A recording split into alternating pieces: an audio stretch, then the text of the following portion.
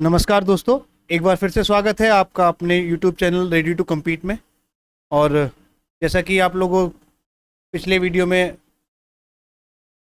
Practice act के कुछ MCQs किए थे हम लोगों ने, उसी के क्रम में हम लोग आज फिर से कुछ एमसीक्यूज़ देखेंगे प्रैक्टिस एक्ट के। तो चलिए स्टार्ट करते हैं। जिन लोगों ने चैनल को सब्सक्राइब नहीं किया है वो लोग सब्सक्राइब भी कर लें और ज़्यादा से ज़्यादा लोगों को आप शेयर करें, जिससे कि लोगों को फ़ायदा हो सके और जो भी अपने साथी लोग हैं उन तक ये चीज़ें पहुंच सके।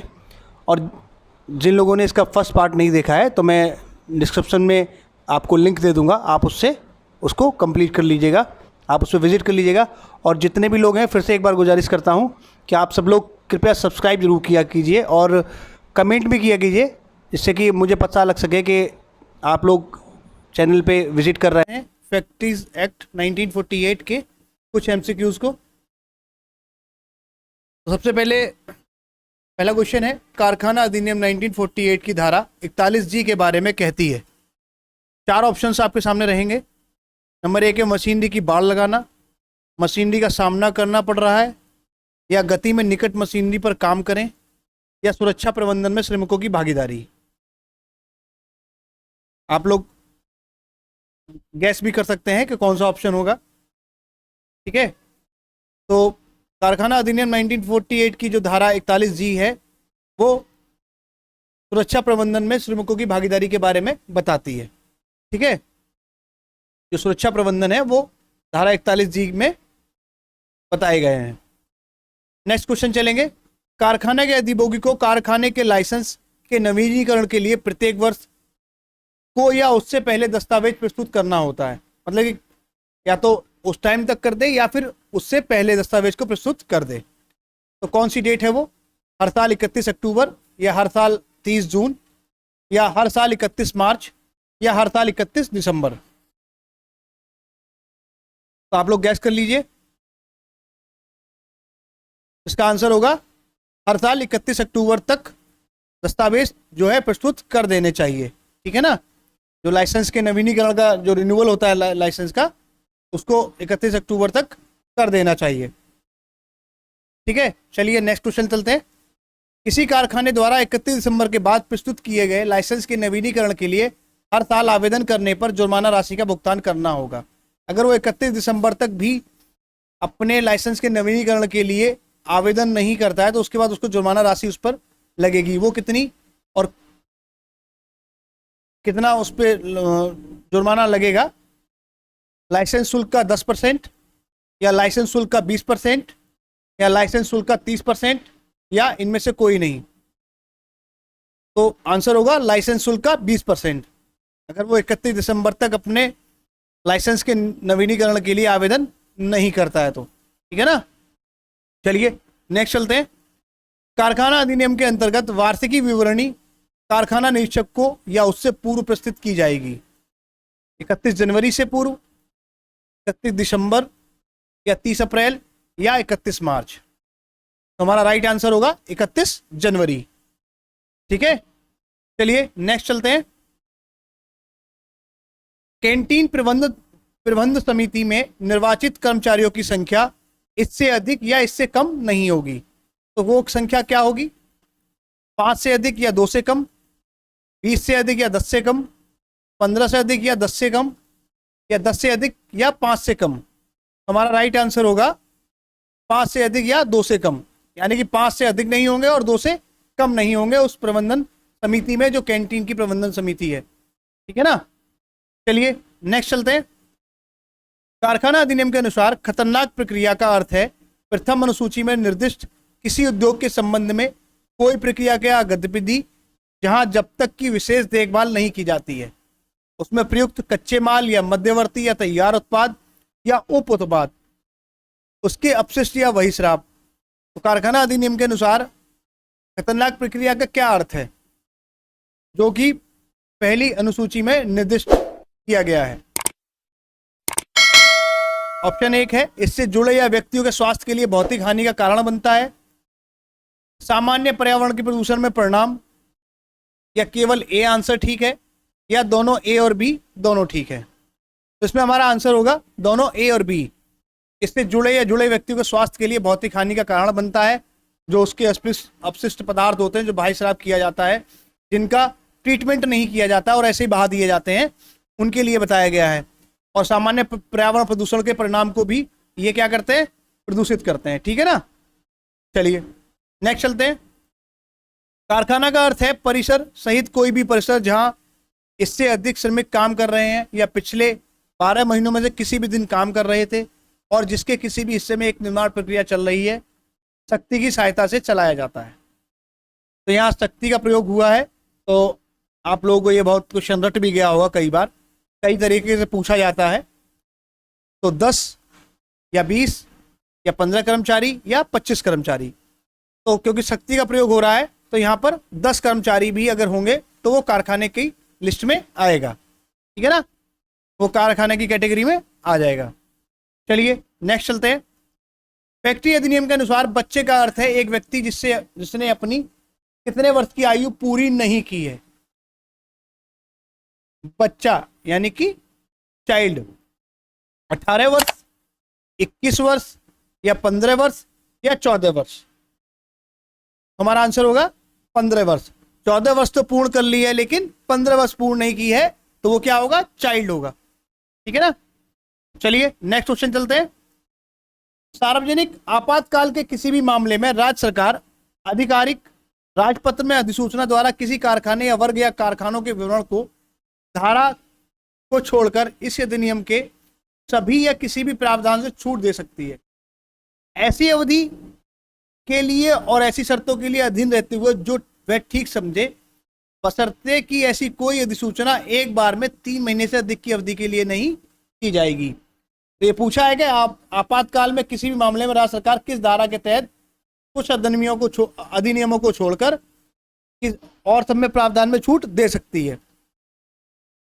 धारा 20 के तहत या धारा 67 के तहत या धारा 60 के तहत या धारा 53 के तहत। तो जैसे कोरोना काल आया था तो वो भी एक आपातकाल था।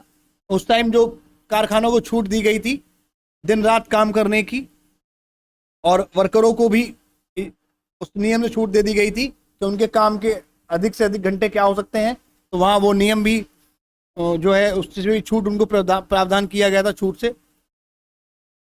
तो हमारा आंसर होगा धारा 67। ठीक है ना, धारा 67 के तहत ये काम किया जाता है सरकार के द्वारा। ठीक है ना। चलिए नेक्स्ट चलते हैं। कारखाना संशोधन अधिनियम 1987 के अनुसार यदि कोई कारखाना खतरनाक प्रक्रिया में लगा हुआ है तो कारखाने का कब्जादारी मुख्य निरीक्षक को प्रक्रिया की प्रगति और विवरण के बारे में ऐसे रूप में और इस तरह से सूचित करेगा कि जैसे कि निर्धारित किया जा सकता है। इस तरह के शुरू होने के कितने दिनों की अवधि के भीतर, 60 या 25 या 30 या 50। तो सूचना कब करनी होगी, 30 दिनों के अंदर सूचना करनी होगी कि खतरनाक प्रक्रिया में ये लगा हुआ है। ठीक है ना। चलिए नेक्स्ट चलते हैं। किसी भी कारखाने में निर्माण प्रक्रियाओं चाहे खतरनाक हो में रासायनिक और विषाक्त पदार्थों के जोखिम की अधिकतम अनुमेय सीमा अनुसूची निर्दिष्ट मूल्य की होगी। क्या सीमा होगी, पहली अनुसूची में होगी, तीसरी अनुसूची में होगी या चौथी में या फिर दूसरी अनुसूची में। तो हमारा यह आंसर होगा दूसरी अनुसूची में। जो विषाक्त पदार्थों के बारे में जोखिम की जो अधिकतम सीमा बताई गई है वो दूसरी अनुसूची में बताई गई है कारखाना अधिनियम में। ठीक है। चलिए नेक्स्ट चलते हैं। किसी भी वर्ष कर्मचारी को किसी भी सप्ताह में इतने घंटे से अधिक के लिए कारखानों में काम करने की आवश्यकता या अनुमति नहीं दी जाएगी, केवल आपातकाल को छोड़कर। ध्यान रखिएगा, आपातकाल में ये वर्क जो है जो समय सीमा है ये बढ़ सकती है, इसमें छूट दी जा सकती है राज्य सरकार के द्वारा। अभी हम पिछला क्वेश्चन करके ही आ रहे हैं इस बारे में। तो ऑप्शन हमारे पास है 48 घंटे, 52 घंटे, 60 घंटे और 45 घंटे। तो अधिकतम कितनी हो सकती है, 52 घंटे। ठीक है, इसमें कि इसके इंटरवल शामिल हैं। क्या है, इंटरवल इसमें शामिल है। चलिए नेक्स्ट चलते हैं। ऐसा कोई प्रतिस्थापन नहीं किया जाएगा जिसके परिणाम स्वरूप कोई भी कर्मचारी पूरे दिन बिना अवकाश के लगातार दिन में अधिक काम करेगा। कितने दिन से अधिक काम नहीं कर सकता लगातार? 7 दिन, 10 दिन, 12 दिन या 14 दिन। तो किसी भी कर्मचारी को किसी भी नियोजन में 10 दिन से ज़्यादा नियोजित नहीं किया जा सकता लगातार। 10 दिन तक तो उनको काम कराया जा सकता है 8-8 घंटे के हिसाब से पर डे, लेकिन उनको 10 दिन के बाद एक अवकाश देना ही पड़ेगा। ठीक है ना? चलिए नेक्स्ट चलते हैं। यदि मुख्य निरीक्षक किसी कारखाने को अनुज्ञप्ति प्रदान नहीं करता है तो किस प्राधिकारी के पास अपील की जा सकती है? यदि मुख्य निरीक्षक किसी कारखाने की अनुज्ञप्ति प्रदान नहीं करता तो वो कहां पर जाके शिकायत कर सकता है, अपील की जा सकती है इसके खिलाफ? राज्य सरकार के पास, केंद्र सरकार के पास, या राज्य लाइसेंसिंग अपील, या कारखानों के आयुक्त के पास? तो भाई प्राधिकारी जो जा सकता है वो किसके पास जा सकता है? राज्य सरकार के पास, क्योंकि जो भी जिस राज्य में वो कारखाना लगा हुआ है उसके खिलाफ ही वहां शिकायत दर्ज की जा सकती है। ठीक है, चलिए नेक्स्ट चलते हैं। फैक्ट्री अधिनियम 1948 की धारा 21 के तहत उपयोग में या गतिमान मशीनरी की बाड़ लगाना अनिवार्य नहीं है। यह कथन है, ये कथन सही है या गलत है? फॉल्स? या 1000 से अधिक श्रमिकों वाले कारखानों के संबंध में सच है, या फिर है 1000 से अधिक श्रमिकों वाले कारखानों के संबंध में झूठा है? ऑप्शन देखिएगा, ऑप्शन बहुत सटीक रखे हैं जिससे कि आपको वहां अगर इस टाइप के क्वेश्चन मिलते भी हैं तो आपको कंफ्यूजन नहीं होगा और चीजें आपकी ठीक हो जाएंगी। फैक्ट्री अधिनियम 1948 की धारा के 21 के तहत उपयोग में या गतिमान मशीनरी की बाड़ लगाना अनिवार्य नहीं है। यह कथन कैसा है? सच है या झूठ है? तो ये कथन गलत है, यानी कि झूठ है। ठीक है ना? बाड़ लगाना अनिवार्य है, अभी हमने पिछला क्वेश्चन पढ़ा ही था। नेक्स्ट चलते हैं। निम्नलिखित में से कौन सा प्रावधान कारखाना अधिनियम 1948 में कल्याण अध्याय के अंतर्गत नहीं आता है? कौन सा प्रावधान कारखाना अधिनियम 1948 में कल्याण अध्याय के अंतर्गत नहीं आता है? धोने की सुविधा, पीने का पानी, बैठने की सुविधा और प्राथमिक चिकित्सा उपकरण। तो देखिए, पीने का पानी ये कल्याण के तहत आता है, बैठने की सुविधा ये भी कल्याण के तहत आता है, प्राथमिक चिकित्सा उपकरण ये भी आते हैं, लेकिन धोने की सुविधा जो है कल्याण के अध्याय के तहत नहीं आती है। ठीक है, चलिए नेक्स्ट चलते हैं। बच्चे के दोहरे रोजगार की अनुमति देने के लिए माता पिता अभिभावक द्वारा देय दंड क्या है? अगर कोई भी बच्चा दोहरे नियोजन में है तो इस, और अगर ये उनके माँ बाप को पता है तो इस कंडीशन में उनके माँ बाप पर एक जुर्माना लगाया जा सकता है। उस जुर्माने की राशि क्या होगी, इसमें यह पूछा गया है। रुपये 2500, रुपये 5000, रुपये 500 या रुपये 1000?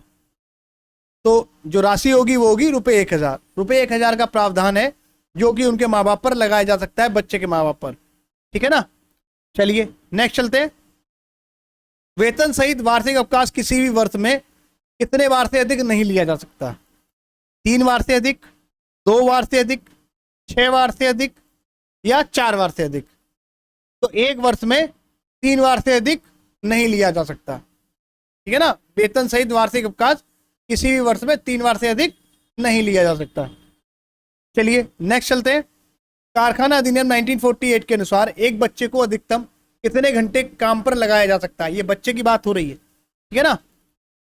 3 और आधा घंटा यानी कि 3.5 घंटे, 4 और आधा घंटा यानी कि 4.5 घंटे, 5.5 घंटे या 6.5 घंटे। तो अधिकतम जो लगाया जा सकता है वो 4.5 घंटे तक किसी बच्चे को कारखाना अधिनियम के तहत लगातार काम पर लगाया जा सकता है। ठीक है ना? अधिकतम, इससे ज्यादा नहीं उससे काम कराया जा सकता। चलिए नेक्स्ट चलते हैं। फिटनेस प्रमाण पत्र के लिए शुल्क का भुगतान करने के लिए कौन उत्तरदायी है? जो फिटनेस प्रमाण पत्र मिलता है उसका शुल्क भुगतान करने के लिए किसको देना होगा? व्यक्ति को स्वयं देना होगा, या व्यक्ति के अभिभावक को देना होगा, या कारखाने का अधिभोगी उसको वो पे करेगा, या ट्रेड यूनियन पे करेगी? जो भी मजदूरों का फिटनेस प्रमाण पत्र होता है उसके लिए कौन शुल्क देगा? तो कारखाने का अधिभोगी उसको देने के लिए बाध्य है, वही देगा। ठीक है ना? चलिए नेक्स्ट चलते हैं। एक वयस्क कर्मचारी को एक सप्ताह में अधिकतम कितने घंटे काम करने की अनुमति है? जो एक वयस्क कर्मचारी होता है उसको एक सप्ताह में कितने घंटे अधिकतम काम करने की अनुमति है? 35 घंटे, 40 घंटे या 45 घंटे या 48 घंटे? तो इसमें है 48 घंटे और इसमें इंटरवल शामिल नहीं है। ठीक है ना? चलिए नेक्स्ट चलते हैं। साइट मूल्यांकन समिति के अध्यक्ष कौन है? राज्य के मुख्य निरीक्षक, राज्य के मुख्य कारखाना अधिकारी, या राज्य का मुख्य श्रम अधिकारी, या राज्य का मुख्य कल्याण अधिकारी? कौन है? राज्य के मुख्य निरीक्षक जो है साइट मूल्यांकन के समिति के अध्यक्ष होते हैं। ठीक है। इसके बाद कारखाना अधिनियम 1948 की धारा 6 के अनुसार कारखानों के अनुमोदन, लाइसेंसिंग और पंजीकरण नियम बनाने की शक्ति किसके पास है? यानी लाइसेंस के लिए और अनुमोदन करने के लिए या फिर रजिस्ट्रेशन करने के लिए जो ये सारे नियम बनाने की शक्ति है वो किसके पास है? केंद्र सरकार के पास है, या राज्य सरकार के पास है, या सुप्रीम कोर्ट के पास है, या श्रम आयुक्त के पास है? तो ये शक्ति किसको प्राप्त है? राज्य सरकार को प्राप्त है, क्योंकि उसी की सीमा में वो कारखाना लगेगा तो वही उसी राज्य सरकार के अंतर्गत ये नियम बनाने की शक्ति उसके पास है। नेक्स्ट चलते हैं। भोपाल गैस त्रासदी ने निम्नलिखित में से किस कानून के तहत संशोधन किया? जो भोपाल गैस त्रासदी कांड हुआ था, ठीक है ना, इसमें मेथाइल आइसोसाइनाइट गैस का रिसाव हो गया था जिससे कई लोगों की मृत्यु हो गई थी। तो उसके बाद कुछ कानून में संशोधन किया गया। कारखाना अधिनियम में किया गया, या खान अधिनियम में किया गया, या श्रम अधिनियम में किया गया, या उपयुक्त में से कोई नहीं। तो यहाँ तो इजी है इस क्वेश्चन को करना, क्योंकि हम लोग कारखाना अधिनियम के एमसीक्यूज पढ़ रहे हैं। तो ऑप्शन इसमें कारखाना अधिनियम ही होगा, लेकिन जब ये कभी अलग से आएगा तो कंफ्यूजन हो सकता है। ध्यान रखिएगा कि भोपाल गैस त्रासदी कांड के बाद में कारखाना अधिनियम के तहत उसमें संशोधन किया गया था। ठीक है। नेक्स्ट चलते हैं। कारखाना अधिनियम 1948 में कम से कम कार्यरत कारखानों में सुरक्षा अधिकारी की नियुक्ति की आवश्यकता कब पड़ती है? 250 कर्मचारी पर, 500 कर्मचारी पर, या 1000 कर्मचारी पर, या फिर उपयुक्त में से कोई नहीं? तो जब कारखाने में 1000 कर्मचारी होते हैं तब सुरक्षा अधिकारी की नियुक्ति की आवश्यकता पड़ती है। ठीक है। नेक्स्ट चलते हैं। कारखाना अधिनियम 1948 में कम से कम कार्यरत कारखानों में सुरक्षा अधिकारी की नियुक्ति की आवश्यकता है। ये क्वेश्चन रिपीट हो गया है। ठीक है। तो 1000 कर्मचारी ही होते हैं, इसमें कोई डाउट नहीं है। तो मिलते हैं फिर अगले वीडियो में, और आप लोग जुड़े रहिए और ज़्यादा से ज़्यादा शेयर करिए, जिससे कि आने वाले वीडियो आपको मिल सकें। और शेयर भी करते रहिए। जिन लोगों ने अभी तक सब्सक्राइब नहीं किया है वो लोग सब्सक्राइब भी कर लें, जिससे कि आने वाले वीडियो आपको मिल सकें। ठीक है। थैंक यू, धन्यवाद।